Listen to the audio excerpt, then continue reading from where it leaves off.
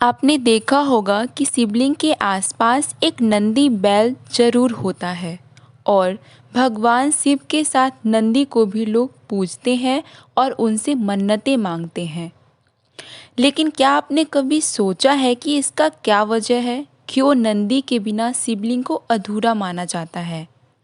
अगर नहीं तो आइए आपको बताते हैं आखिर क्या है इसके पीछे की कहानी।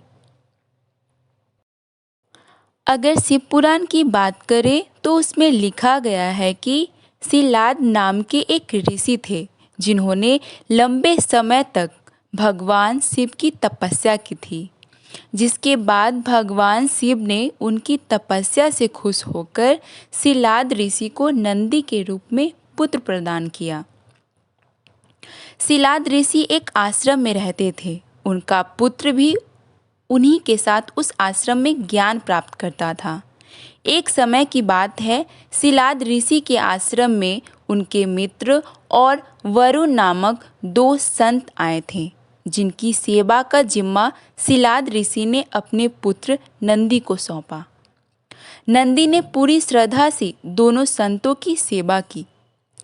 संत जब आश्रम से जाने लगे तो उन्होंने शिलाद ऋषि को दीर्घायु होने का आशीर्वाद दिया, परंतु जब नंदी की बारी आई तो उन्होंने नंदी को दीर्घायु होने का आशीर्वाद नहीं दिया। इस बात से शिलाद ऋषि परेशान हो गए और अपनी परेशानी को उन्होंने संत के आगे रखने की सोची और संत से बात का कारण पूछा। तब संत पहले तो सोच में पड़ गए, पर थोड़ी देर के बाद उन्होंने कहा, नंदी अल्पायु है। यह सुनकर शिलाद ऋषि बड़े परेशान हो गए। एक दिन पिता की चिंता को देखते हुए नंदी ने उनसे पूछा, क्या बात है, आप इतने परेशान क्यों हैं? शिलाद ऋषि ने कहा, संतों ने कहा है कि तुम अल्प आयु हो, इसलिए मेरा मन बहुत चिंतित है। नंदी ने जब पिता की परेशानी का कारण सुना तो वह जोर जोर से हंसने लगे और बोले, भगवान शिव ने मुझे आपको दिया है, ऐसे में मेरी रक्षा करना भी उनकी ही जिम्मेदारी है, इसलिए आप परेशान ना हो। नंदी पिता को शांत करके भुवन नदी के किनारे भगवान शिव की तपस्या करने लगे। दिन रात तप करने के बाद नंदी को भगवान शिव ने दर्शन दिए। शिवजी ने कहा, क्या इच्छा है तुम्हारी? नंदी ने कहा, मैं ताउम्र सिर्फ आपके सानिध्य में ही रहना चाहता हूँ। नंदी से खुश होकर भगवान शिव ने नंदी को गले लगा लिया। शिवजी ने नंदी को बैल का चेहरा दिया और उन्हें अपने वाहन, अपना मित्र, अपने गणों में सबसे उत्तम रूप में स्वीकार कर लिया। नंदी को भक्ति और शक्ति का प्रतीक माना गया है। कहा जाता है कि जो भी भगवान भोले शंकर से मिलना चाहता है, नंदी पहले उसकी परीक्षा लेते हैं।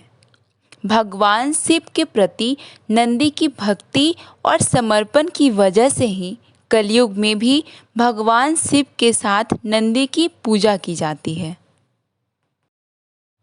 नंदी को भगवान भोलेनाथ का वाहन माना जाता है। नंदी को भगवान शिव का द्वारपाल भी कहा जाता है। मान्यता है कि शिव तक अपनी श्रद्धा पहुंचाने के लिए नंदी को प्रसन्न करना जरूरी है। नंदी को बुद्धि और ज्ञान का प्रतीक भी माना गया है। शिव के मंदिर के बाहर हमेशा नंदी जी विराजमान रहते हैं। कहा जाता है कि असुरों और देवताओं के बीच हुए समुद्र मंथन में हलाहल विष को शिवजी ने पी लिया था।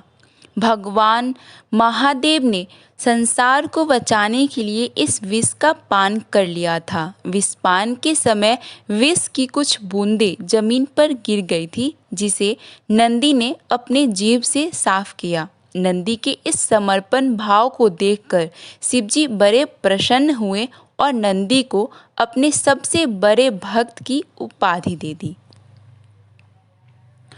तो फ्रेंड्स, कैसा लगा हमारा आज का ये वीडियो कमेंट में ज़रूर बताइएगा। मिलते हैं नेक्स्ट वीडियो में।